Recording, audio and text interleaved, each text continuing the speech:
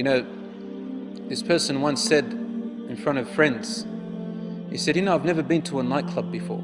Everyone looked at him with shock because he said, I've never been inside of a nightclub.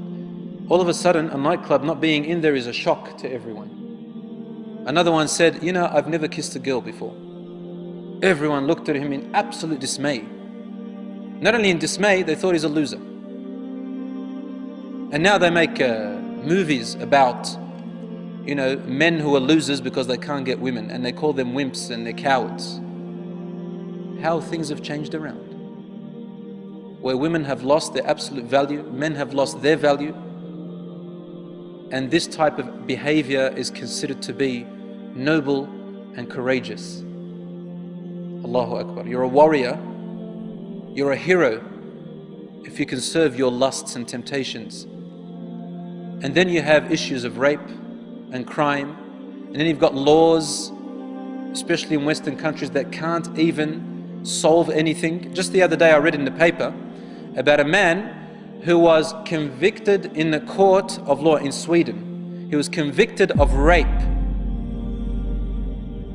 You know what kind of rape? It says that the woman, she agreed to have intercourse with him. But, excuse me for the expression, he used some kind of contraception, I don't want to say its name, and the contraception broke. Based on that, she won in the court by claiming rape, even with her consent. So now their own laws can't even solve their own problems. They bring more laws that bring more problems for them.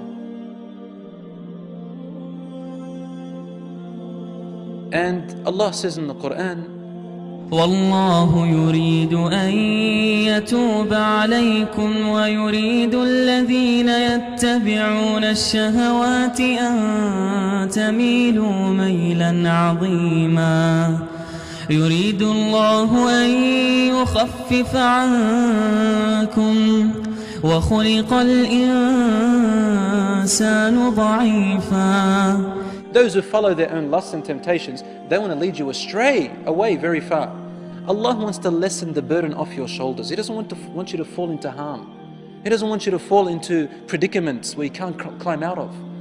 يُرِيدُ اللَّهُ أَن يُخَفِّفَ عَنْكُمْ. These laws in our deen are only there to protect you. They are not there to cause you harm or restrict you, ya akhi. They are there to protect you because there's so much harm out there. وَخُلِقَ الْإِنسَانُ ضَعِيفًا. Allah also tells us, follow my laws because you're weak. You're weak. Pass them and follow my guidance. I'm there for you. Like what your father and mother do. To keep you away from fire, keep you away from harm. They restrict you and place boundaries around you. We need boundaries from Allah, otherwise we fall into harm.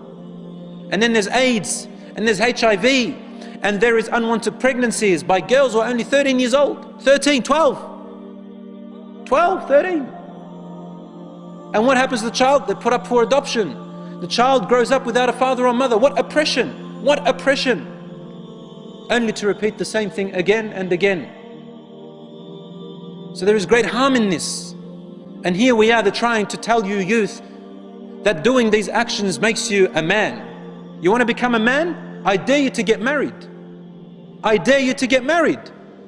Because to them, this is the most cowardly thing. They don't dare to get married, brothers and sisters. They don't dare to get married.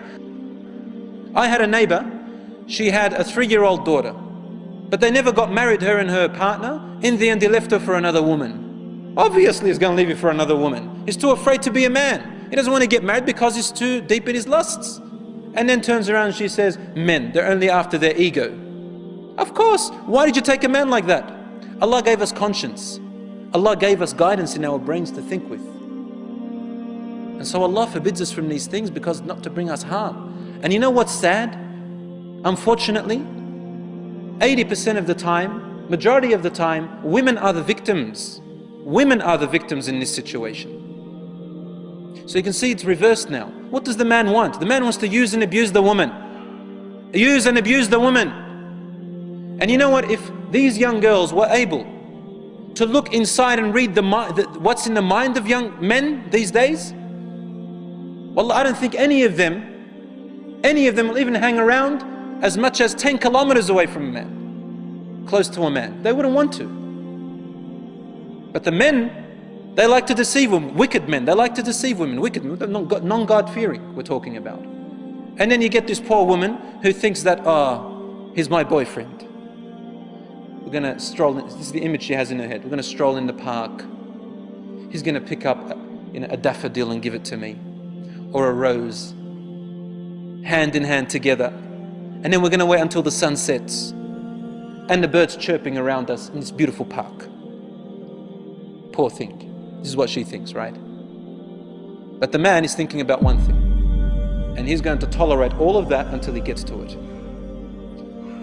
I'm talking about men with diseases in their heart, and there are many of them today. With the tabloid, with all the sceneries that you have out there, and all the things that are occurring, I feel very sorry for a lot of women, and I feel very sorry for a lot of men who have sold their youth and sold their chastity, sold their dignity to be so cheap.